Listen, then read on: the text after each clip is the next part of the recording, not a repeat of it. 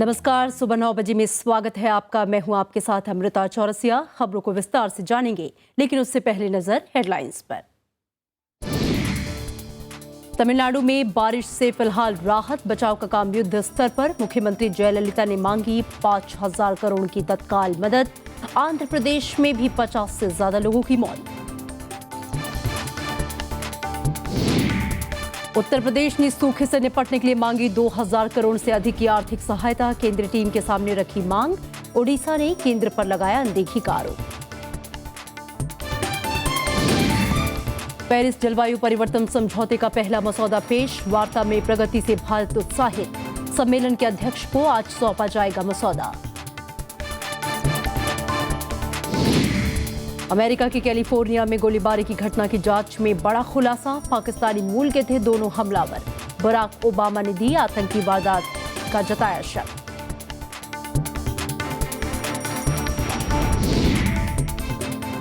Hockey world league tournament के semifinal में पहुंचा भारत। ब्रिटेन को 2-1 से हराया। 35 साल बाद ब्रिटेन पर मिली जीत।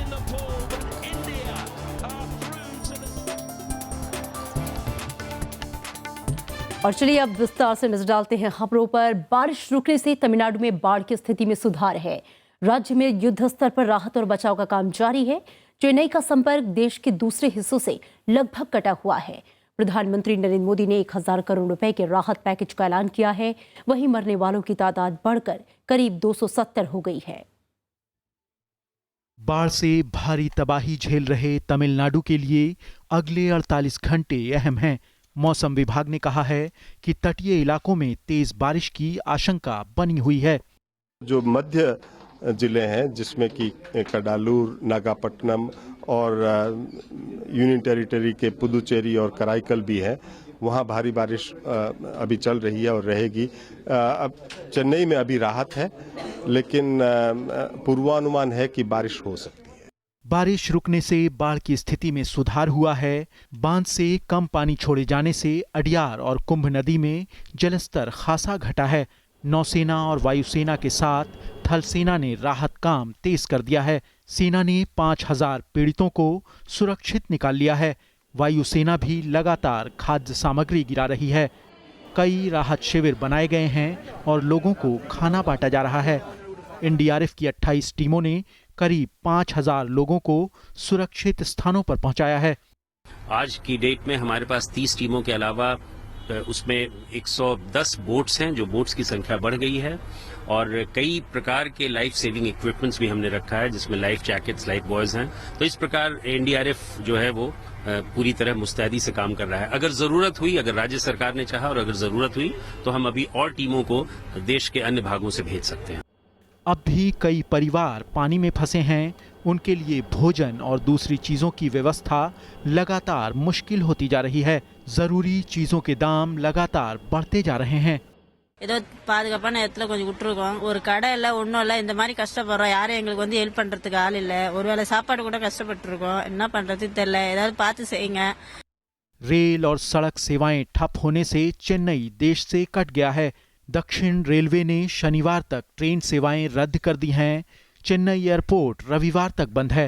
चेन्नई के पास नौसेना के बेस आईएनएस राजाजी को अस्थायी हवाई अड्डा बनाया गया है। हम अब अपने आप को अगले 4-5 दिन के लिए, जब तक ये वेदर फॉरकास्ट है कि और बारिश होने की उम्मीद है, अपने आप को तैयार कर रहे हैं कि अगले 4-5 दिनों तक और भी आसपास के एयरपोर्ट से कनेक्टिविटी बनाकर वहां पर मूलभूत सुविधाएं फ्लाइट के माध्यम से जारी रखी जाए। गुरुवार को प्रधानमंत्री नरेंद्र मोदी ने भी बाढ़ पीड़ित तमिलनाडु का हवाई सर्वेक्षण किया। उन्होंने राज्य को 1,000 करोड़ रुपए की अतिरिक्त मदद की घोषणा की। ये मदद पहले दिए गए 940 करोड़ रुपए से अलग होगी। उन्होंने कहा कि संकट की इस घड़ी में देश तमिलनाडु के साथ खड़ा है। मुख्यमंत्री जयललिता ने प्रधानमंत्री से तत्काल 5,000 करोड़ रुपए देने की अपील की है। rupees 1,000 crore be released immediately by the government of India. This is over and above the rupees 940 crore which was released earlier. इस बीच वित्त मंत्रालय ने बैंकों और बीमा कंपनियों से बाढ़ पीड़ितों को मदद पहुंचाने को कहा है। इनमें बीमा दावों को तुरंत निपटाना भी शामिल है। Bureau report, Rajya Sabha TV. America ने तमिलनाडु में बाढ़ से हुए नुकसान पर गहरा दुख जताया है। व्हाइट हाउस के प्रवक्ता मार्क टोनर ने कल कहा कि अमेरिका तमिलनाडु के लोगों की हर संभव मदद के लिए तैयार है। उन्होंने कहा कि अमेरिकी सरकार भारत में अधिकारियों के संपर्क में है। उधर फ्रांस ने भी तमिलनाडु बाढ़ पर दुख जताते हुए हर संभव मदद की पेशकश की है।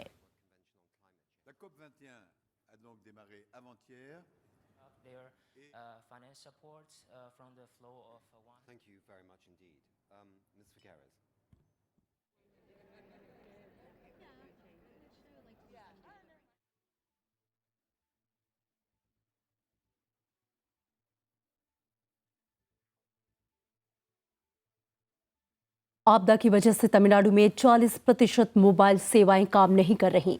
गृह मंत्री राजनाथ सिंह ने राज्यसभा में कल ये भी जानकारी दी कि चेन्नई रेलवे स्टेशन पर जलभराव की वजह से उसे पूरी तरह से बंद कर दिया गया है।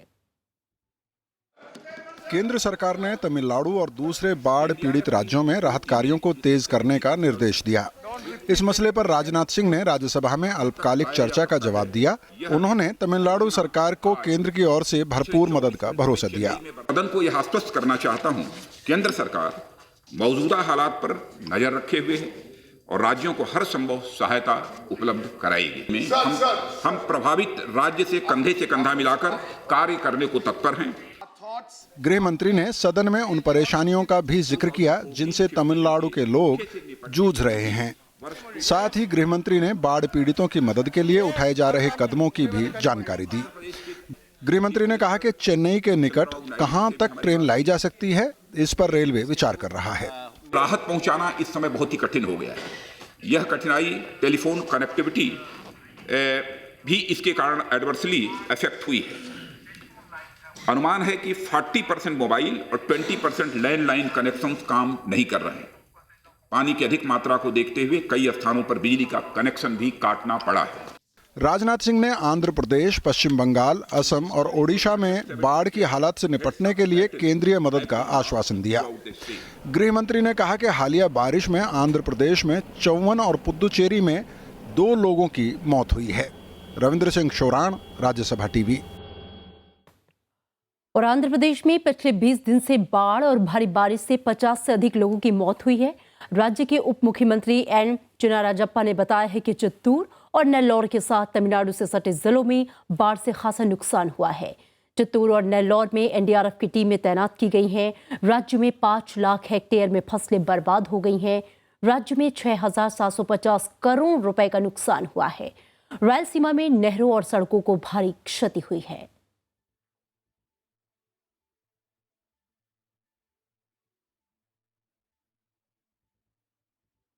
ओडिशा में सत्ताधारी बीजेडी ने केंद्र की सरकारों पर अनदेखी का आरोप लगाया है।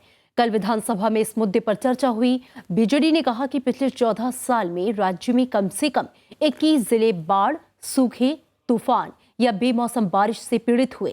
विधानसभा में सरकार के मुख्य सचेतक अनंत दास ने आरोप लगाया कि साल 2000 से 2014 के बीच केंद्र से 26,000 करोड़ रुपए की मदद मांगी गई, लेकिन उड़ीसा को करीब 2,442 करोड़ रुपए की सहायता ही मिली। हालांकि बीजेपी और कांग्रेस सदस्यों ने इसे बीजेडी सरकार की नाकामी छिपाने की कोशिश बताया है।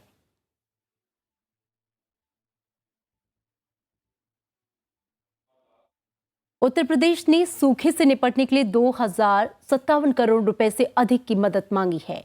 राज्य के दौरे पर गई 10 सदस्यों वाली केंद्रीय टीम ने कल लखनऊ में अधिकारियों से मुलाकात की। अधिकारियों ने बताया है कि राज्य के 50 जिलों को सूखा पीड़ित घोषित किया गया। अधिकारियों ने केंद्रीय टीम को सूखे से हुए नुकसान की जानकारी दी। और पेरिस जलवायु परिवर्तन समझौते का पहला मसौदा पेश हो गया है। भारत ने कहा है कि वो वार्ता में प्रगति से उत्साहित है। सम्मेलन में प्रमुख भारतीय वार्ताकार अजय माथुर ने बताया कि भारत ने जो प्रस्ताव दिए हैं वे इस मसौदे में शामिल हैं। ये मसौदा 54 पन्नों का है। 3 दिन की लगातार वार्ता के बाद इस पर सहमति बनी है। हालांकि अब भी 250 मुद्दे ऐसे हैं जिन पर सहमति बनाई जानी है। आज ये मसौदा सम्मेलन के अध्यक्ष को सौंपा जाएगा, फिर अनसुलझे मुद्दों पर वार्ता शुरू होगी। सोमवार से पर्यावरण मंत्रियों के बीच वार्ता होनी है, जिसमें समझौते को आखिरी रूप दिया जाएगा। इस बीच भारत ने नवीनीकरण ऊर्जा से बिजली की लागत घटाने के लिए विकसित देशों से सहायता मांगी है। भारत ने कोयले पर निर्भरता खत्म करने के लिए इसे जरूरी माना है।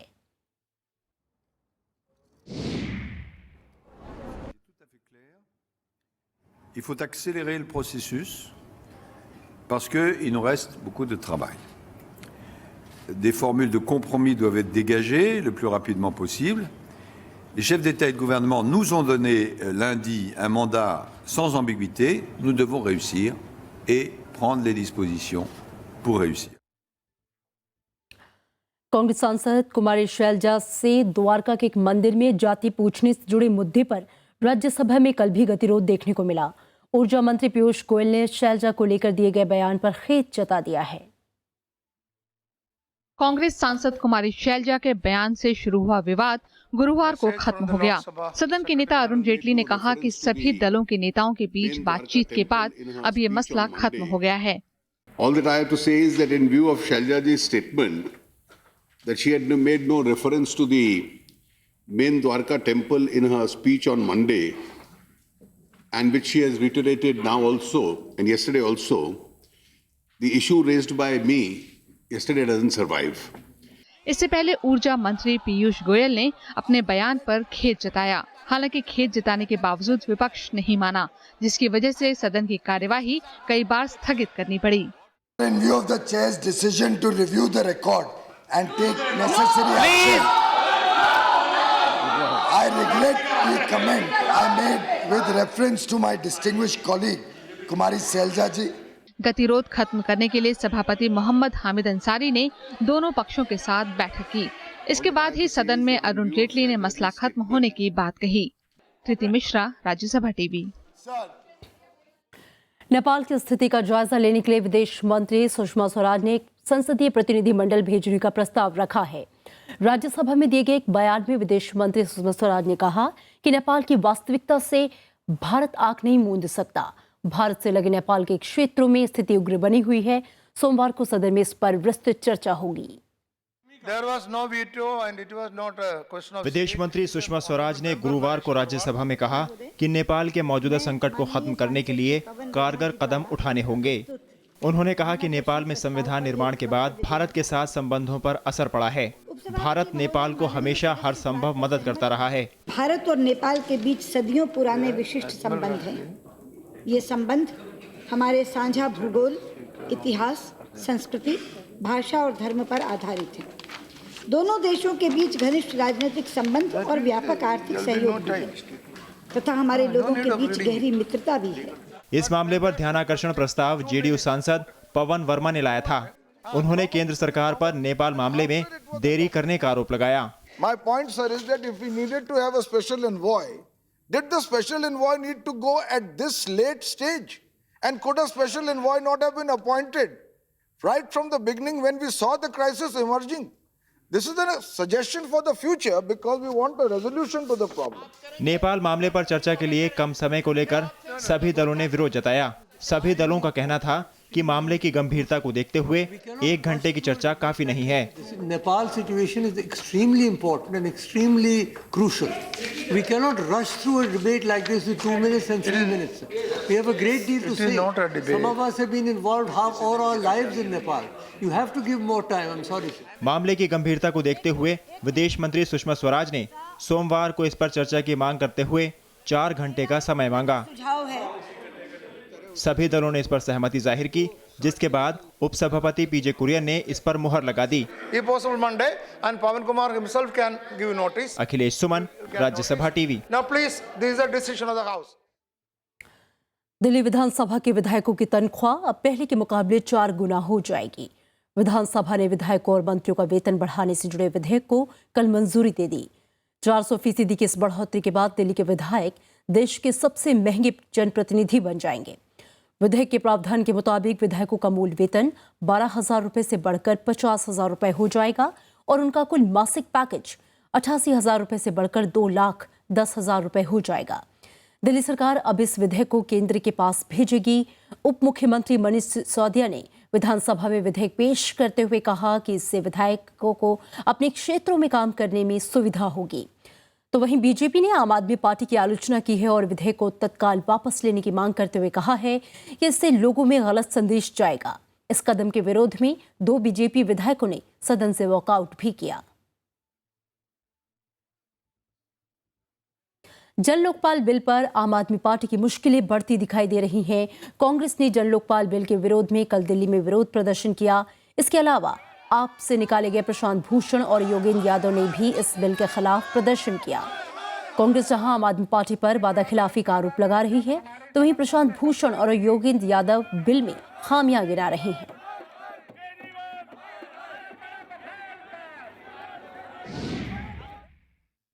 इस बिल के अंदर के माध्यम से लोकपाल की अपॉइंटमेंट से लेकर के लोकपाल हटाने तक, इन्वेस्टिगेशन ऑफिसर को भी लेने कर हर चीज़ के अंदर सरकार की दखलंदाजी है। तो ये सरकारी लोकपाल है। अब जो है इनको अन्ना के अब याद आ गई है, अब इनको अन्ना के सुझाव मानने की बात आ गई है। तो केजरीवाल जी, इसका मतलब इनकी नीयत ठीक नहीं है, इनकी निष्ठा ठीक नहीं है। अन्ना ने स्पष्ट कहा है कि उन्हें ये वाला बिल मंजूर नहीं है। वो चाहते हैं कि 2014 का बिल वापस लाया जाए। अन्ना ने स्पष्ट कहा है कि वो बिल वापस लाएं केजरीवाल, जिसके लिए उन्होंने कहा था कि मैं एक बार नहीं 100 बार कुर्सी छोड़ सकता हूं। सुप्रीम कोर्ट के न्यायाधीश टीएस ठाकुर ने कल देश के 43वें मुख्य न्यायाधीश की शपथ ली। राष्ट्रपति भवन में राष्ट्रपति प्रणब मुखर्जी ने उन्हें पद और गोपनीयता की शपथ दिलाई। जस्टिस ठाकुर का कार्यकाल 4 जनवरी 2017 तक होगा। उन्होंने पूर्व चीफ जस्टिस HL दत्तू की जगह ली है। चीफ जस्टिस ठाकुर की पहली नियुक्ति जम्मू कश्मीर के उच्च न्यायालय में 16 फरवरी 194 को अतिरिक्त न्यायाधीश के रूप में हुई थी। 17 नवंबर 2009 को जस्टिस ठाकुर को सुप्रीम कोर्ट में नियुक्त किया गया। सुप्रीम कोर्ट में अब तक के अपने कार्यकाल में उन्होंने कई अहम मामलों की सुनवाई की। दरबार हॉल।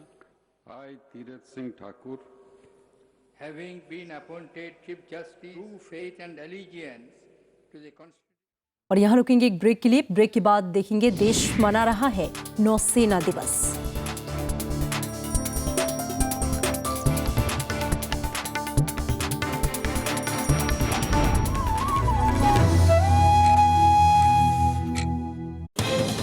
आज तरकश में हमारे साथ हैं सीपीएम के महासचिव सीताराम येचुरी। येचुरी साहब, संविधान संवाद के जरिए क्या निकला?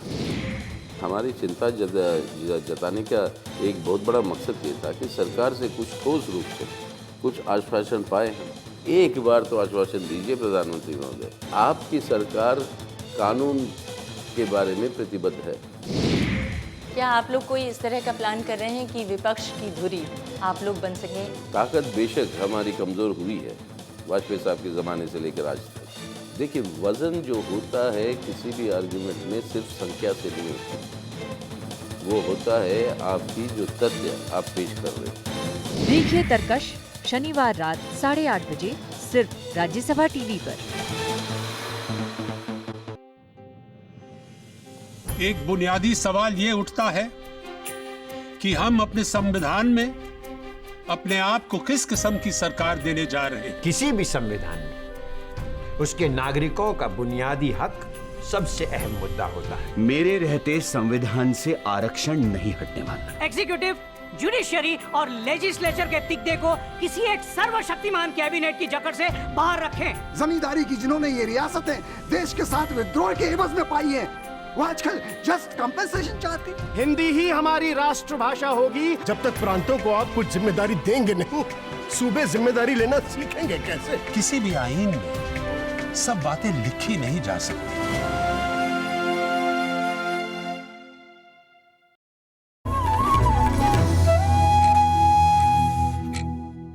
ब्रेक के बाद स्वागत है आपका। महिला और बाल विकास मंत्री ने यौन अपराधों में सजायाफ्ता लोगों पर रिहाई के बाद भी नजर रखने की मांग की है। पीटीआई के मुताबिक उन्होंने कानून मंत्री डीवी सदानंद गौड़ा को पत्र लिखकर इसके लिए कानून बनाने की मांग की है। मेनका गांधी ने कहा कि गंभीर अपराधों के दोषियों के लिए निजी जानकारियां देना अनिवार्य होना चाहिए।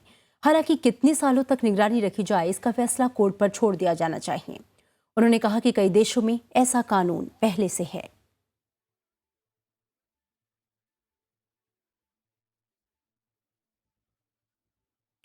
दिल्ली और आसपास के इलाकों में बढ़ते प्रदूषण पर हाईकोर्ट सख्त हो गया है। हाईकोर्ट ने कल कहा कि दिल्ली में प्रदूषण का स्तर अलार्मिंग स्तर पर जा पहुंचा है। हाईकोर्ट के मुताबिक दिल्ली में रहना गैस चैम्बर में रहने जैसा है।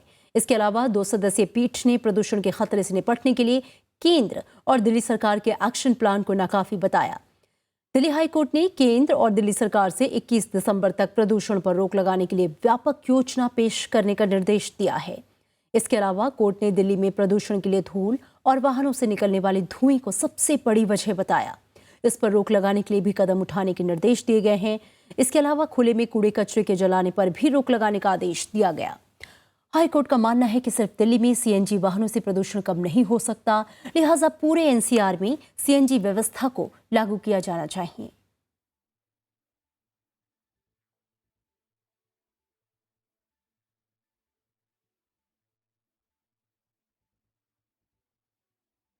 और ब्रिटेन के प्रधानमंत्री डेविड कैमरन ने कहा है कि सीरिया में आईएस आतंकियों के खिलाफ कार्रवाई में कुछ समय लग सकता है और इसके लिए दृढ़ता की जरूरत होगी। इससे पहले ब्रिटेन के रक्षा मंत्रालय ने इस बात की पुष्टि की है कि रॉयल एयरफोर्स के टॉर्नेडो विमानों ने सीरिया में आईएस के नियंत्रण वाले तेल ठिकानों पर सफल हवाई हमले किए। इन हमलों के बाद प्रधानमंत्री डेविड कैमरन ने कहा है कि सीरिया में कार्रवाई के लिए धैर्य की जरूरत होगी। कैमरन ने कहा कि सीरिया में इस मिशन को मंजूरी देने का फैसला देश के लिए अच्छा है। संसद से मंजूरी मिलने के बाद ब्रिटेन ने ये कदम उठाया है। आईएस के ठिकानों पर हमले के लिए ब्रिटेन की संसद में घंटों इस पर बहस हुई, जिसके बाद ये फैसला लिया गया। और इसी बीच सीरिया में आईएस के खिलाफ अभियान के लिए और लड़ाकू विमान साइप्रस के ब्रिटिश रॉयल एयरफोर्स बेस पर पहुंच गए हैं। तो वहीं ब्रिटिश प्रधानमंत्री ने आतंक के खिलाफ लड़ाई में यूरोपीय संघ के देशों के बीच मजबूत सहयोग पर जोर दिया है। We agreed that we need stronger cooperation across Europe on information sharing, on passenger name records, and on the illegal trade in firearms. And we've discussed the importance of going after Daesh in its heartlands, in Iraq and in Syria. America के California में San Bernardino में हुई गोलीबारी की घटना की जांच जारी है। घटना में शामिल दोनों हमलावरों की पहचान पाकिस्तानी मूल के नागरिकों के तौर पर की गई।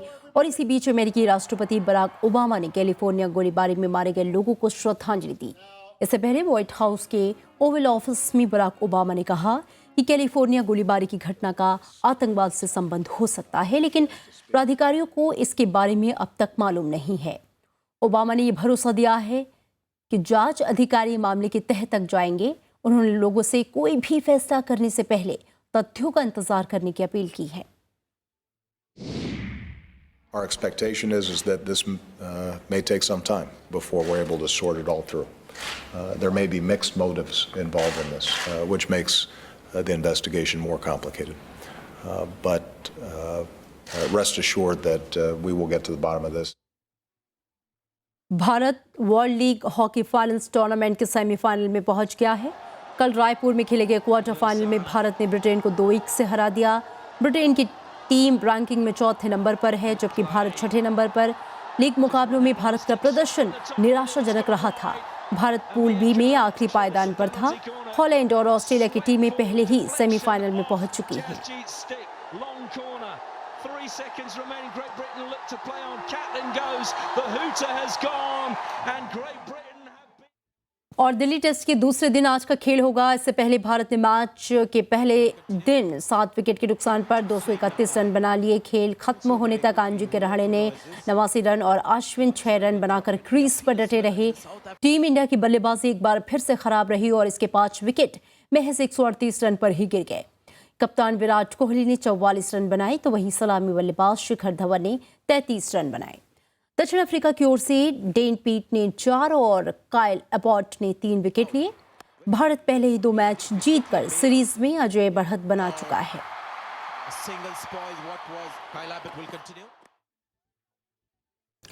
और पूर्व राष्ट्रपति आर वेंकटरमण की आज जयंती है। वेंकटरमण जो है वो 1987 से 1952 तक देश के 8वें राष्ट्रपति रहे। उनका जन्म 4 दिसंबर 1910 को तमिलनाडु के तंजौर के पास पट्टुकोट्टे में हुआ था। उन्होंने आज़ादी के आंदोलन में सक्रिय भूमिका निभाई। 1952 से 1957 तक वे देश की पहली संसद के सदस्य रहे। 1980 में लोकसभा का फिर सदस्य चुने जाने के बाद वे इंदिरा गांधी की सरकार में रहे। उन्होंने वित्त मंत्री के बाद रक्षा मंत्री का भी कार्यभार संभाला।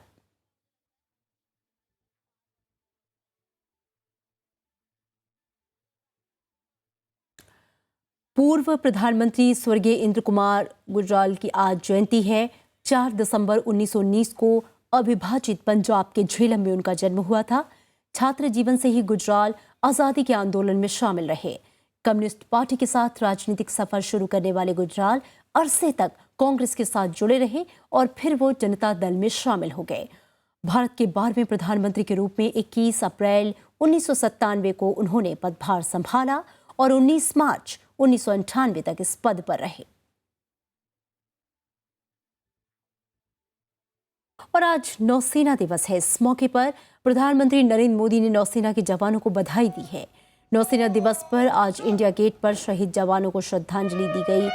श्रद्धांजलि देने वालों में नौसेना प्रमुख के अलावा थल सेना और वायुसेना के प्रमुख भी शामिल थे।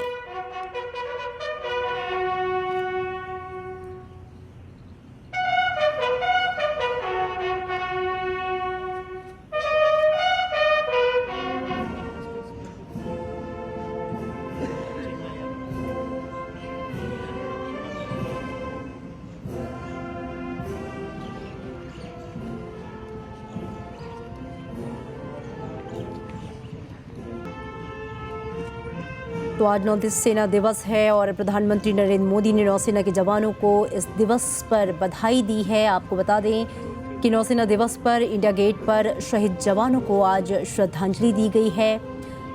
श्रद्धांजलि देने वालों में नौसेना प्रमुख थे। इसके अलावा थल सेना और वायुसेना के भी प्रमुख शामिल थे।